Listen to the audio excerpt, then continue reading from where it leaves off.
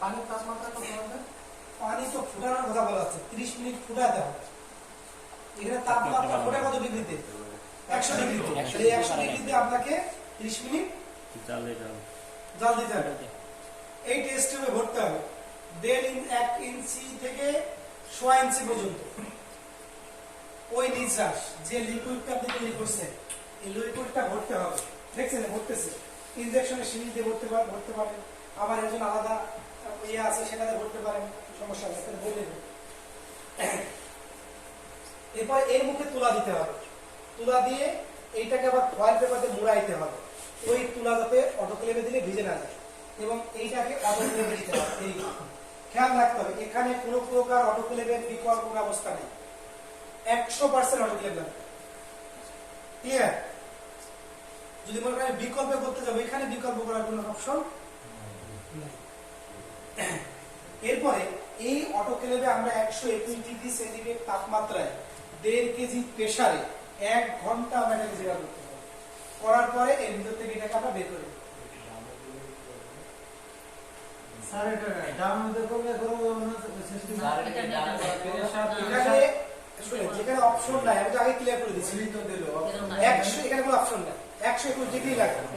কারণ এটা একেবারে সাধারণ না, একটা মাদারের একদম মেন ভিজে যাচ্ছে না। একটা থেকে দেখেন, আমি একটু যেতে দেন, মানে ট্রেনিং এ বুঝবেন যে সামান্য একটু টিস্যু কোথায় যেতে পারে, কথা বুঝছেন? তাহলে এরপরে এই জায়গা থেকে বের করার পরে আমরা এগার দিয়েছি না, এগারের কাজটা কি? জমাট বাঁধা। এটাকে জমাট, জেলির মধ্যে জেলি যেমন জমাট বেঁধে যায়, এই এগার দেওয়া আছে, জাল দিলে এটা তরল হয়ে যায়, কিন্তু ঠান্ডা হলে জমাট বেঁধে যায়। এইটাকে 45 ডিগ্রি কাট করে এরকম রেখে দিতে হবে, এটা জমাট বাঁধার জন্য। দেখছেন আমরা দিয়েছিলাম 1 ইঞ্চি বা 1.5 ইঞ্চি, যখন এটা কাট করা হয়েছে তখন এই পর্যন্ত চলে আসছে না, আবার পুরোটা কি ফাঁকা না মাঝখানে? মানে এই ব্রেকটাকে আমরা একটু লম্বা করে দিয়েছি। দেওয়ার পরে এই টেস্ট টিউবটাকে যদি খাড়া করে, এই দেখেন জমাট বেঁধে দিয়েছে। এই হলো পিডিএ মিডিয়া হয়ে গেল। বুঝতে পারছেন?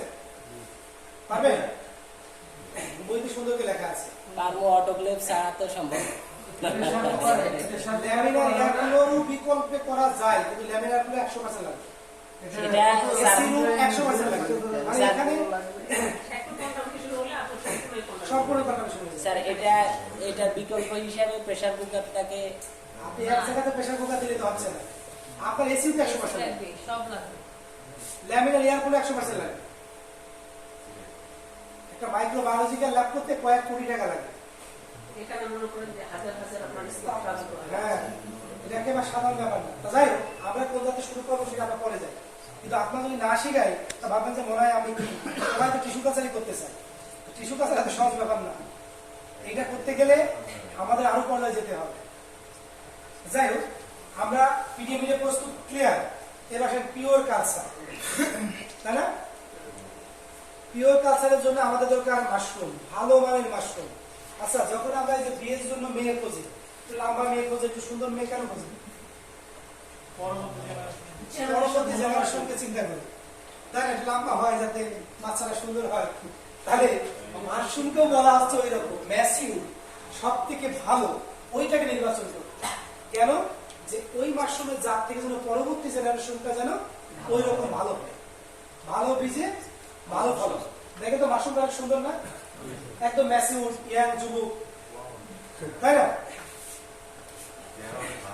তো এই যুবক অবস্থায় এটাকে নিতে হবে। নেওয়ার পরে অ্যালকোহল অথবা প্রোফানল অথবা হ্যাক্সিসন অথবা স্যাভলন, যেটাই দেন না কেন, দিয়ে সুন্দর করে পুরো ফুলটাকে মুছতে হবে। কেন? এটা চাষ ঘরে ছিল, যে কোনো ব্যাকটেরিয়ার গায়ে লেগে থাকতে পারে, সুন্দর করে মুছতে হবে। মোছার পরে ওই যে ল্যামিনার এয়ারগুলো ক্যাবিনেট, ওই জায়গা রেখে ইউভি লাইট জ্বালিয়ে দিতে হবে, রাখতে হবে, টেস্ট টিউব রাখতে হবে, আবার ওই ফুলটাকেও রাখতে হবে, রেখে 100% ওখানে ইউভি লাইট জ্বালিয়ে দিতে হবে। কতক্ষণ? 5 থেকে 7 মিনিট। এবং ভাপা ফিল্টার চলবে, যে ওর ভিতর যেন কোনো ব্যাকটেরিয়া না থাকে। দেখবেন জাপানিদের দেখলে বোঝা যায় যেটা জাপানি, চায়নাতে দেখলে বোঝা যায় জাপানি, আর বাঙালি দেখবেন এক একটা এক এক এটা যুদ্ধের কারণে হয়েছে নাকি? হ্যাঁ, বিভিন্ন দেশ জি। থেকে আসছে, এখানে বিজনেস করছে, বিয়ে শাদী করছে, এই কারণে। যুদ্ধের কারণে হতে পারে। যুদ্ধের কারণে ব্রিটিশ যুদ্ধ পাকিস্তানের ব্যাপার হচ্ছে আসলে যুদ্ধের কারণ তো একটা আছে, আবার অপুষ্টিটা অন্যতম কারণ। বিষয়টা হচ্ছে যে আপনি যদি এই সঠিক নিয়ম না মানেন তাহলে এইরকম মানে ভ্যারাইটিস হতে থাকবে। আর যদি নিয়ম মানেন একদম চায়নাদের মতোই হবে। চায়নার 100 জনকে এক জায়গা করবেন, দেখলে মনে হবে সব চায়না একই রকম চেহারা, বিষয়টা তাই না? আপনি জাপানিদের 100 জনকে এক জায়গা করবেন, মনে হবে সবই একদম, কিন্তু চেহারাগুলো একই। মানে আমরা যে বুঝতে পারি যে ভাই ভাই চেহারা যেমন মিল পাওয়া যায়, ওদের গোষ্ঠী সহ ভাই ভাই মিল পাওয়া যায়। কথা বুঝছেন? এই যে আমাদের উপজাতি যে ভাই আসছে, দেখেন ওনাদের কাছে যান, দেখেন ওরা অনেক মিল একই রকম চেহারা, তাই না? বিষয় হচ্ছে আপনার এই জন্য যে ইউভি লাইট এখানে প্রয়োজন, তাহলে আপনি ল্যামিনারের বিকল্প কেমনে যাবেন? তবে করা যায়, ওই জায়গাটা একটু সিস্টেমে স্যাক্রিফাইস করার সুযোগ আছে। আমরা উপরে দেখছি যে সমস্যা হয় না, কিন্তু এরপরে এই ফুলটাকে যদি আমরা ফেলে ফেলি, সেটা যদি ফুল আনতে খুব ভালো হয়।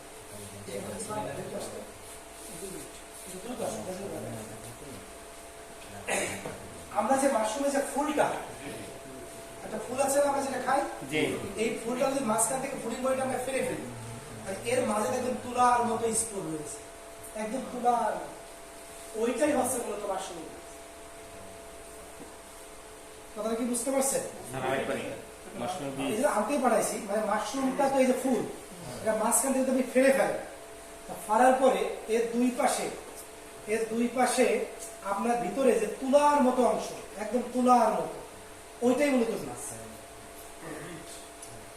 ওইটাই মূলত বীজ। তো এই যে দেখেন ফার্স্ট, এই যে দেখেন কি করছে, এটা ল্যাবের ভিতরে উনি যে গ্যাসের চুলায় গ্যাসের চুলায় না, গ্যাসের চুলা না, গ্যাসের ল্যাব,